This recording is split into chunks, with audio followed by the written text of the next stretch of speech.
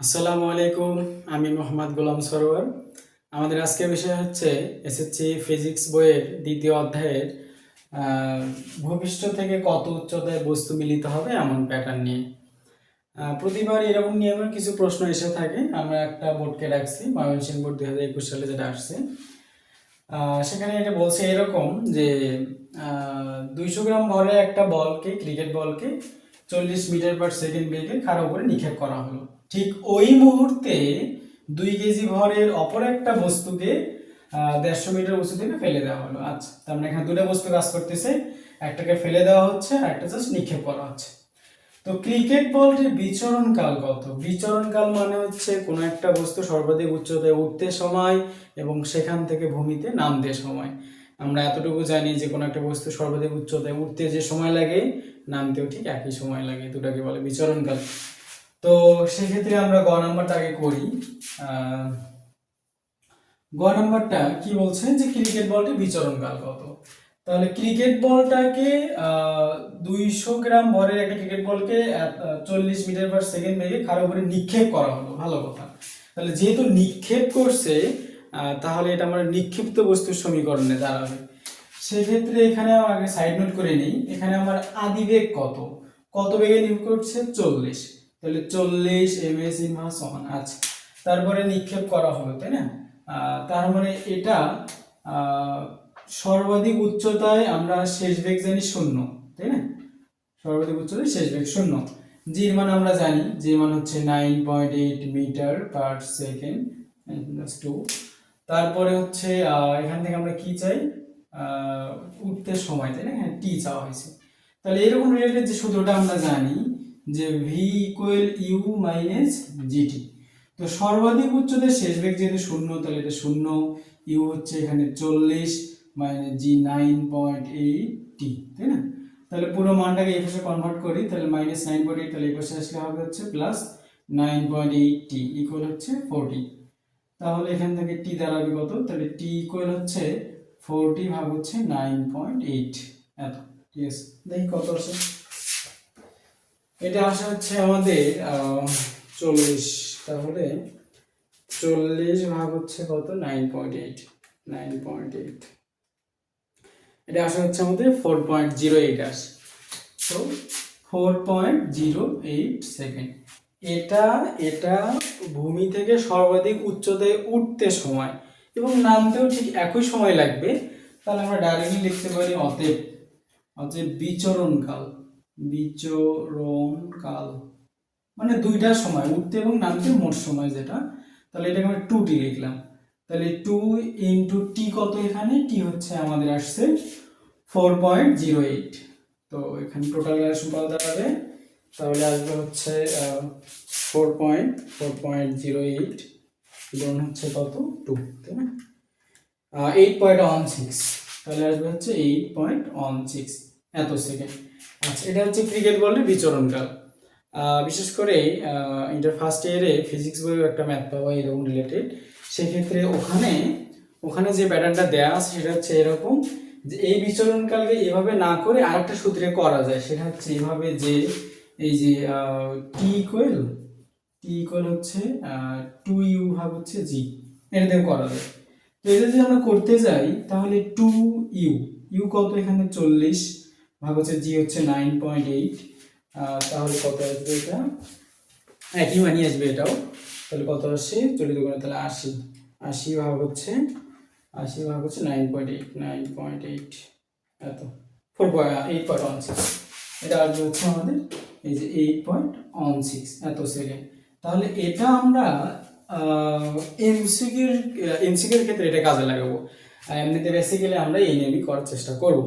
আচ্ছা, এটা ছিল আমাদের গ নাম্বার। আচ্ছা, ঘ নাম্বার কি বলছে যে 200 গ্রাম ভরের একটি ক্রিকেট বলকে 40। আচ্ছা আচ্ছা, একটা উদ্দীপক আকারে আমরা করি। আচ্ছা, আমি এটা তো মিশে দিই, এটা তাই না? আচ্ছা, পরেরটাতে আমরা যাই। আচ্ছা, তো এক্ষেত্রে ঘ নাম্বারটায় দুইটা প্যাটার্ন কাজ করবে। একটা হচ্ছে পরন্ত এবং আরেকটা হচ্ছে নিক্ষিপ্ত। আমরা উদ্দীপকটাকে আগে বুঝি আগে। তো এখানে উদ্দীপকটা হচ্ছে এমন বোঝাচ্ছে যে ধরো এটা হচ্ছে ভূমি, তাহলে এটা হচ্ছে ভূমি। এখানে একটা বস্তু, এখানে একটা বস্তু। তো 200 গ্রাম ভরের একটা ক্রিকেট বলকে এত বেগে উপরে নিক্ষেপ করা হলো। আচ্ছা, মনে করো এখানে 200 গ্রাম ভরের একটা ক্রিকেট বল আছে, যেটাকে খাড়া উপরে নিক্ষেপ করা হচ্ছে কত, 40 ms ইনভার্স 1 বেগে নিক্ষেপ করা হচ্ছে। ভালো কথা। ঠিক ওই একই মুহূর্তে 2 কেজি ভরে একটা বলকে 150 মিটার উঁচু থেকে ফেলে দেওয়া হলো।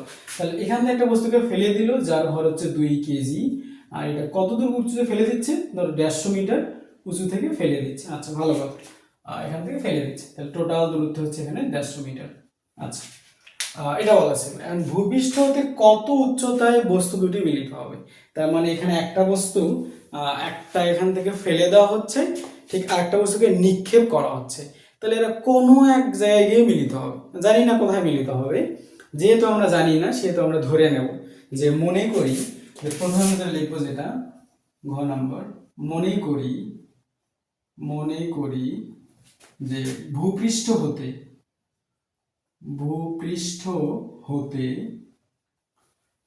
হতে x মিটার দূরে, এটা যদি আমি x মিটার দূরে ধরি, এটুকু যদি x হয়, টোটাল যেহেতু 150 মিটার, এটা যদি x হয় তাহলে এটা আমার হচ্ছে 150 মাইনাস x। ঠিক আছে, তাহলে ভূমি থেকে x মিটার দূরত্বে, আচ্ছা একটা বিন্দুর নাম দিই আমরা, ধরো এটা p দিলাম, x মিটার দূরত্বে p বিন্দুতে বস্তু দুটি মিলিত হবে।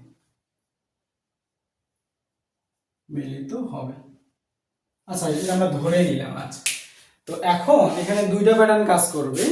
একটা হচ্ছে, এটা হচ্ছে নিক্ষিপ্ত বস্তু, একটা হচ্ছে পরন্ত বস্তু, দুইটা।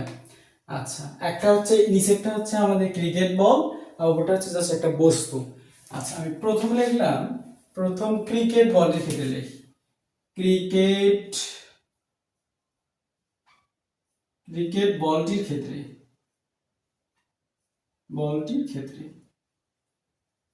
সেক্ষেত্রে কি লিখবো, যে উপরে যেহেতু, তাহলে এটা হচ্ছে নিক্ষিপ্ত, তাহলে H equal U T minus half G T square.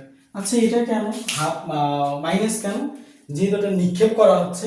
এখানে এইচটা কত, ভূমি থেকে এই মিটার উচ্চতায়, তাহলে এর এইচটা হচ্ছে এখানে এক্স, তাহলে এখানে এক্স, ইউটি কত, এই যে 40টি, তাহলে 40টি মাইনাস হাফ, জির মান হচ্ছে 9.8 টি স্কোয়ার। তাহলে কি দাঁড়ালো, যে এক্স ইকুয়াল 40টি মাইনাস হচ্ছে, এটাকে 2 ভাগ করলে কত হয়, 4.9, তাহলে 4.9 টি স্কোয়ার। এটা একটা আমার সমীকরণ। আচ্ছা, এটা আসলো আমার হচ্ছে ক্রিকেট বলটির ক্ষেত্রে, যেটা নিক্ষিপ্ত ছিল। এবার আমরা কি করব, পরে হচ্ছে বস্তুর ক্ষেত্রে। এবার লিখবো বস্তুর ক্ষেত্রে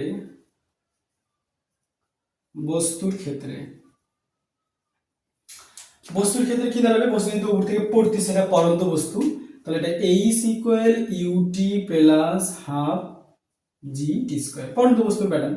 এখানে এবার এইচটা কত, এখান থেকে এটা পড়তেছে, তাহলে এখান থেকে যেহেতু পড়তেছে, তাহলে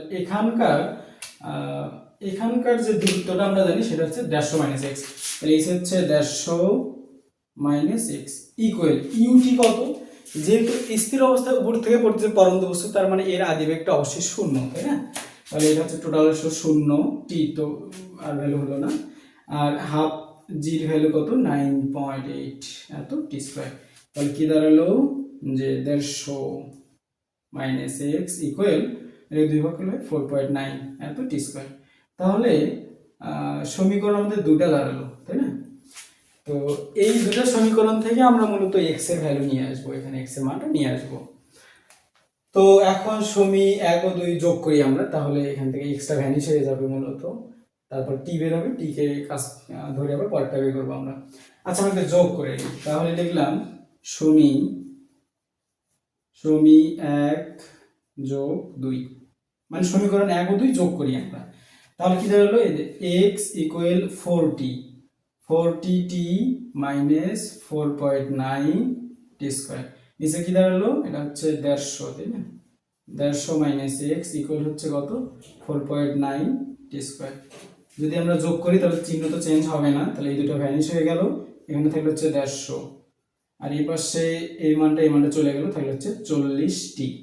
তাহলে এই ক্ষেত্রে যদি আমরা একবার টি বের করি, তাহলে টি ইকুয়াল কি দাঁড়াবে, 150 ভাগ হচ্ছে 40।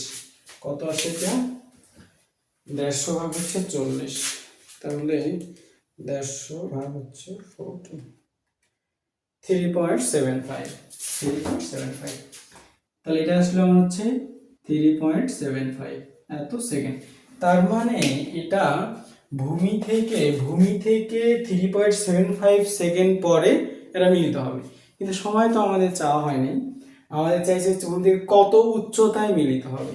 তাহলে আমরা একটা কাজ করি, তাহলে এই যে টি এর মান, এই টি এর মান সমী 1 বা যদি 2 এ বসাই আমরা, তাহলে আমরা মূলত এক্স এর ভ্যালু পেয়ে যাব। আচ্ছা ধর সমী 1 এ বসাই আমরা, আমি এখানে একটু করি, তাহলে এক্স এর মান সমী 1 এ বসাই, 1 এ যদি বসাই তাহলে এক্স ইকুয়াল 40t, তাহলে 40t এর মান কত, 3.75 এত, মাইনাস 4.9 টি স্কোয়ার, তাহলে ভ্যালু হচ্ছে 3.75, পুরোটা হচ্ছে অল স্কোয়ার এটা।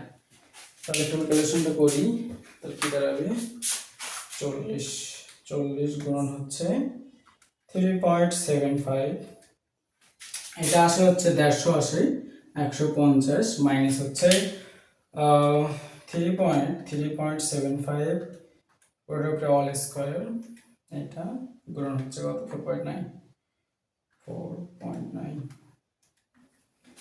এটা আসে 68.90 আর সামথিং আসে, আচ্ছা দিলাম না এত। তাহলে এখন কি করবো, আমরা লিখলাম 150 মাইনাস 68.90, 81.1, তাহলে 81.1, ঠিক আছে, এত মিটার। তাহলে আমাদের অ্যান্সারটা কি দাঁড়াবে, যে বস্তুদ্বয় ভূমি থেকে 81.1 মিটার উচ্চতায় এই পি বিন্দুতে মিলিত হবে।